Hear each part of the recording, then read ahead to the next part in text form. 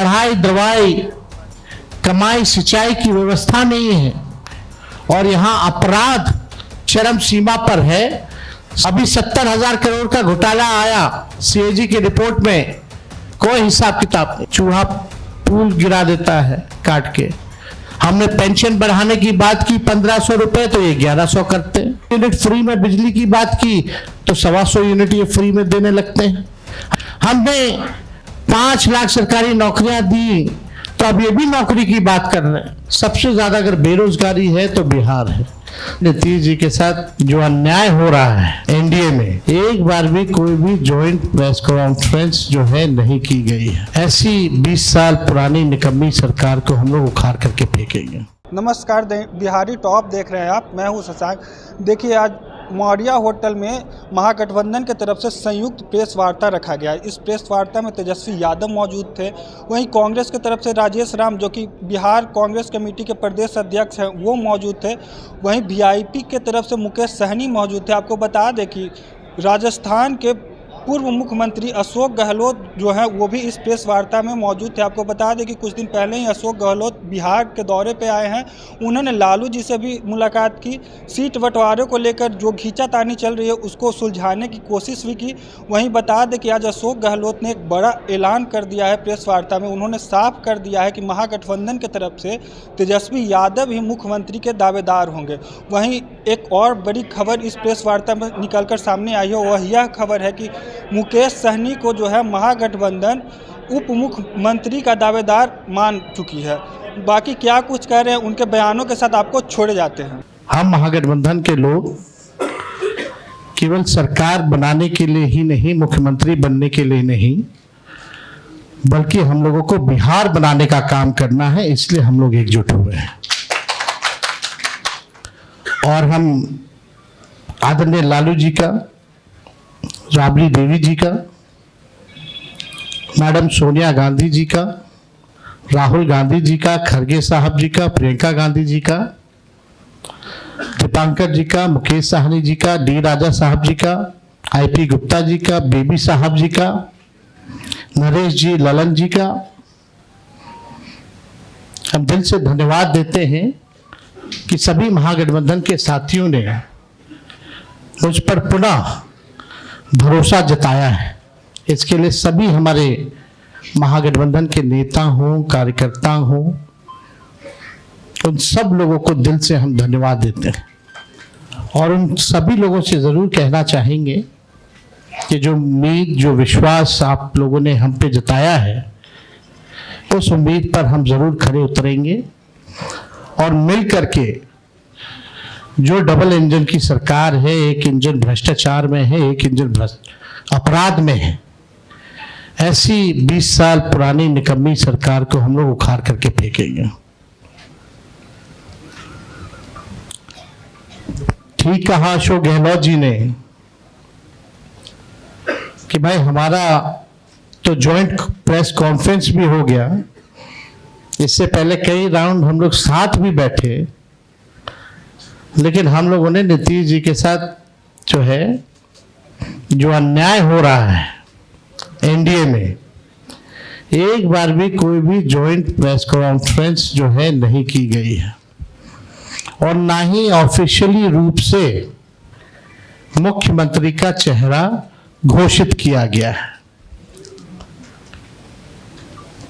तो हम लोग तो शुरू दिन से ही कह रहे थे कि भाजपा के लोग नीतीश जी को दोबारा मुख्यमंत्री नहीं बनाएंगे, और इस पे और किसी ने मुहर नहीं लगाया है, बल्कि अमित शाह जी ने एक बार नहीं कई बार इस बात को बोला है कि विधायक दल की जो संख्या होगी वो तय करेगा।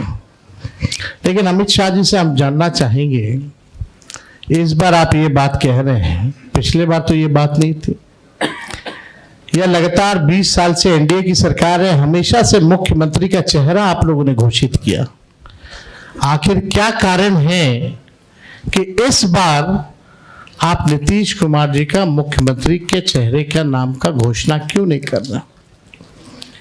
अब ये सवाल बड़ा खड़ा होता है।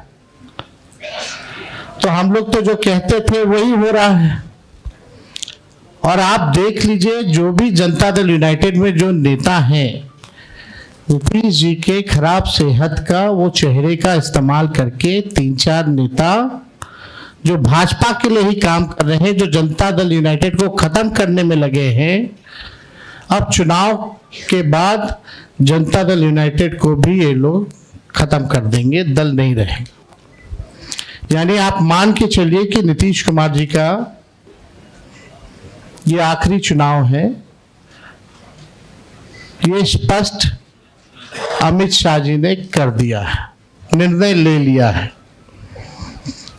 देखिए, एक कसक बिहारी होने के नाते शुरू से रही है कि हमारा राज्य जो है अव्वल राज्यों में आए,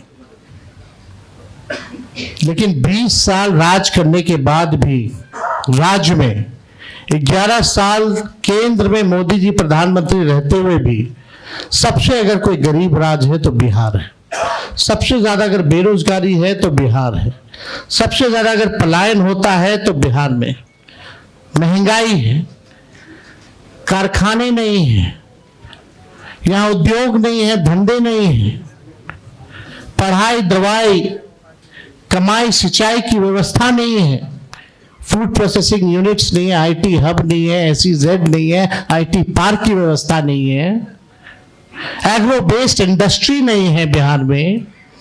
प्रति व्यक्ति आय पूरे देश में अगर सबसे कम है तो हमारे बिहार के लोगों का है। प्रति व्यक्ति निवेश सबसे कम है। किसानों के आय के मामले में बिहार सबसे फिसड्डी है और यहाँ अपराध चरम सीमा पर है। 70,000 से भी ज्यादा हत्याएं 20 साल में हो गई, ना सुनवाई है ना कार्रवाई होती है। भ्रष्टाचार ब्लॉक थाना चले जाइए, बिना भ्रष्टाचार के, बिना घूस दिए हुए कोई काम नहीं हो रहा। चारों तरफ से अफसरशाही लागू है। जनप्रतिनिधियों की भी पूछ नहीं है, मंत्रियों की भी पूछ नहीं है। डिपार्टमेंट मंत्री नहीं बल्कि सेक्रेटरी चलाता है। ये बिहार की सच्चाई है। अभी 70,000 करोड़ का घोटाला आया CAG की रिपोर्ट में, कोई हिसाब किताब नहीं। एक बार नहीं कई बार पेपर लीक हुए, किसी पे कार्रवाई नहीं की गई। कितने बड़े से बड़े घटनाएं हुए बिहार में, सृजन घोटाला हुआ, बालिका गृहकांड हुआ, कोई गिरफ्तार नहीं, कुछ भी नहीं। लगातार घोटाले पे घोटाला हो रहा है। चूहा बांध काट दे रहा है तो बांध गिर जा रहा है, चूहा पुल गिरा देता है काट के, चूहा करोड़ों लीटर शराब पी जाता है थाना में, कोई हिसाब किताब नहीं। कहीं न्याय लोगों को नहीं मिल रहा।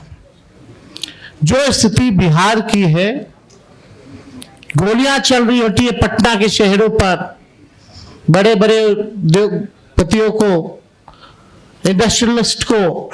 यही बगल में आप जहां हम लोग आज बैठे हैं, बगल में खेमका जी की हत्या कर दी जाती है, हाजीपुर में उनके बेटे की 4 साल पहले हत्या कर दी जाती है। मुख्यमंत्री आवास के बाहर गोलियां चलती है, कुछ नहीं होता। हमारे घर के आवास के बाहर गोलियां चली, आज तक कोई नहीं पकड़ा गया। सचिवालय के बाहर गोलियां चलती है, कोई पकड़ा नहीं गया। लगातार अफसरशाही, भ्रष्टाचार, अपराध से लोग परेशान हो चुके हैं। इस सरकार के पास देखिए, हम लोग तो अपना विजन लगातार बता रहे हैं। हम लोग यहाँ आए, लगातार अपने विजन को बताया। कल भी हमने अपने विजन को बताया। ये लोग प्रचार में भी चले गए, एक भी मैनिफेस्टो या एजेंडा नहीं बताया कि आने वाले 5 साल में ये बिहार के लिए क्या करेंगे। आप लोग सब लोग गवाह हैं, चाहे भाजपा के प्रधानमंत्री हो, अमित शाह हो, नीतीश बाबू हो, किसी भी व्यक्ति ने अपना agenda, road map, vision, blueprint अगले 5 साल के लिए नहीं रखा।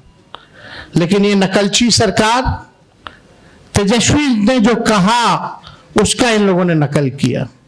हमने पेंशन बढ़ाने की बात की 1500 रुपए, तो ये 1100 करते। हमने 200 यूनिट फ्री में बिजली की बात की तो 125 यूनिट ये फ्री में देने लगते हैं। हमने डोमिसाइल की बात की तो ये डोमिसाइल की बात करते हैं। हमने युवा आयोग की बात की तो इन्होंने युवा आयोग के बारे में बात की। हमने 5 लाख सरकारी नौकरियां दी तो अब ये भी नौकरी की बात कर रहे हैं। हम लोग माई बहन मान योजना लाए तो ये 10,000 का घूस एक तरह का देके रिश्वत देकर के चुनाव से पहले उधार यानी लोन जो है वो दिलवाने का काम कर रहे हैं। तो ये नकलची सरकार है, इसके लोगों के पास कोई विजन नहीं है। ये लोग थके हुए लोग हैं। ये लोग किसी भी कीमत पर केवल सत्ता और कुर्सी पर बैठना चाहते हैं, ना कि बिहार की जनता को सेवा करना चाहते हैं, ना कि बिहार के लोगों को आगे बढ़ाना चाहते हैं।